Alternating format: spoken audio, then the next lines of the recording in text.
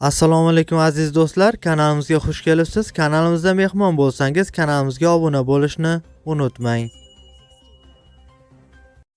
O'zbekiston Markaziy bank tomonidan belgilangan xorijiy valyutalarni O'zbek so'miga nisbatan 2026-yil 28-iyun kuni uchun amal qiladigan qiymatini e'lon qildi.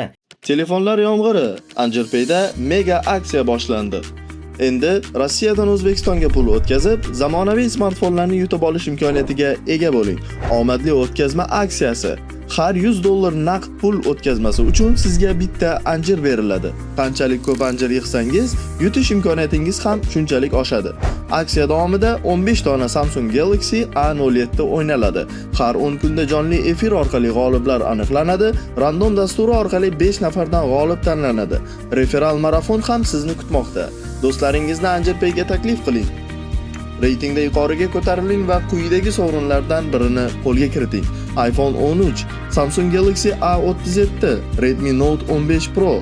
Aksiya muddati 24-maydan 24-iyungacha.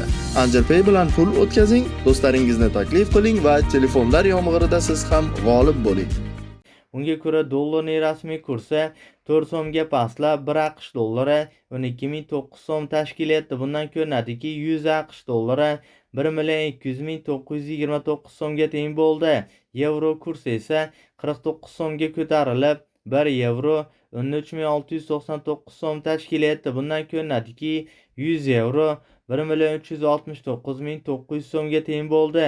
Rossiya rubl kursi esa 5.21 so'mga pastlab, 1 Rossiya rubli 154 so'm tashkil etdi. Bundan ko'rinadiki, 1000 Rossiya rubli 154 ming so'mga teng bo'ldi. Qozoq tangasi esa 0.07 so'mga pastlab, 1 qozoq tangasi 24 so'm tashkil etdi. Bundan ko'rinadiki, 1000 qozoq tangasi 24700 so'mga teng bo'ldi. Eslatib o'tamiz, O'zbekistondagi har kunlik dollar, yevro, Rossiya rubl kursi hamda qozoq tanga kurslarini kuzatib borishni istasangiz, albatta kanalimizga obuna bo'lib, qo'ng'iroqcha tugmasini bosib qo'yishni unutmang.